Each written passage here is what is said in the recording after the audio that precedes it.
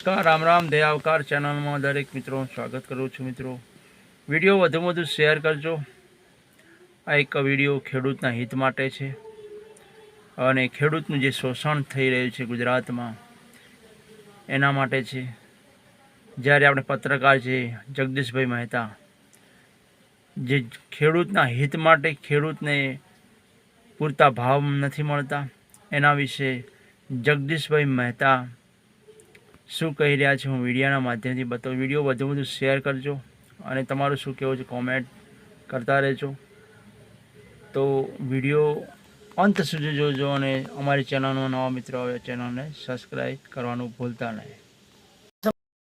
યાર્ડોની રચના થઈ ત્યારે શું કીધું કે ગામમાં અભણ ખેડૂતો પાસેથી ભણેલા ગણેલા વેપારી લોકો એમ કે છેતરીને એના ખળેથી માલ લઈ જાય છે અને ગરીબ માણસોને એના ભાગમાં કઈ આવતું નથી વગેરે વગેરે.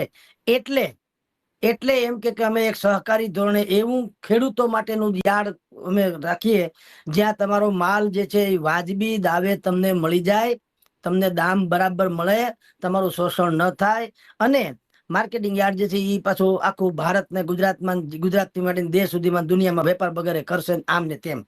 આવા બધા રૂપાળા બહાનાસર માર્કેટિંગ યાર્ડોની, જેને ખેત ઉત્પન્ન બજાર સમિતિ એવું બધું તો નામ રૂપકડો આપવામાં આવ્યું. હવે અનુભવે શું થયું, આમ તો ઘણા વર્ષોથી આ દબાયેલી સ્પ્રિંગ હતી, અનાયાસે આમ તો ઉછળી. અમારે એક વાત થઈને પછી તમે જાણો છો અતુલભાઈ કાનાણી, એને પછી મારી જોડે વાત કરી જીભા જોડી વગેરે વગેરે. પણ એ સારું થયું. હું તો કહું ભગવાન એને આમને બથોડા લેતા રાખે. કારણ શું છે કે તો આપણે ઊંડા ઉતર્યા એટલે ખબર પડી કે આ તો ચૂડેલના વાહા જે. એ વિડીયોમાં તમે ને હું જોઈ શકીએ છીએ લાલ ગોલરિયા મરચા જેને કહેવાય ગોંડલના વિશ્વ વિખ્યાત છે. 1 અને 2 રૂપિયા કિલો. તમે વિચાર તો કરો ભૂમિતભાઈ, 1 અને 2 રૂપિયા, જ્યારે કે બજારમાં શાક માર્કેટમાં હું ને તમે લેવા જઈએ તો 25 થી 30 રૂપિયા કિલો મળે છે.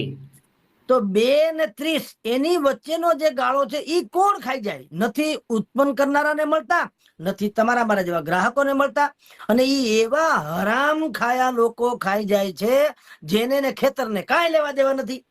10 બાય 10 ની ઓડી જેવી ખોલી જેવીમાં એક છગન મગન નામે ટ્રેડિંગ દુકાનનું બોર્ડ પાટિયું હું મારી દે, એની ને માર્કેટિંગ યાર્ડના ઓક્શનલ કરનારા જે કર્મચારી હોય એની ને વેપારીઓની ને ઓઇલ મિલરોની ને જીનિંગ મિલો ફેક્ટરી વાળાની ને એવી કાર્ટીજ છે કે 10 વરુ ભેગા થઈને સિંહને ફાડી ખાય એમ આ બધી કાર્ટીજ ભેગી થઈ અને ખેડૂતને ફાડી ખાય. વેપારી જ્ઞાની જે તથાકથિત પેઢી, જેને પાછા વેપારી કેમ કેવો, હું તો એને કહું આના જેવા કોઈ મોટા ભિખારી નહીં ભાઈ સાહેબ. કે તમે કલ્પના કરો તમને જગતના તાત ઉપર આટલી જરા કરુણા પણ ના આવે. તમે રાક્ષસ પણ તમારામાં શું ફેર? કોકનો માલ આના કરતા તો ગળું કાપી લે હારી વાત છે. આ ઈથી વિશેષ છે કે તમે કાયદેસર બિલ આપો છો કે હું તમને છેતરું છું થાય કરી લે. આ બિલ નું ગુજરાતી ઈ છે કે હું તમને પાણીના ભાવે તમારો માલ લઈ લઉં છું, ઉઘાડી લૂંટ કરું છું, લૂંટની બિલ આપું છું. બોલો, આ લૂંટ નું બિલ. તમે માનશો કે લાંચની રસીદ હોય, આ રસીદ આપે છે તમને.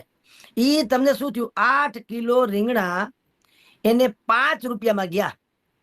કેવળ 5 રૂપિયામાં 8 કિલો રીંગણા, એનું બિલ અમે છાપ્યું છે અમારા છાપામાં. અને ન્યા વાત પૂરી નથી થતી. ઈ 5 રૂપિયામાં 8 કિલો રીંગણા તો પડાવી લીધા, ઉપરાંત 60 રૂપિયા એની ઉતરાય એટલે મજૂરી, કે ભાઈ આ રીંગણા તમે જે અહીંયા ઢગલો કર્યા મેં ખરીદ્યા, એ તમે મારું ફલાણી જગ્યાએ પુગાડી દો. એનો છકડો રિક્ષાના જે 60 રૂપિયા એ પણ તમારે દેવાના. એટલે ખેડૂતે, હવે તમે વિચાર કરો સાહેબ, શું મળે ખેડૂતને આમાં?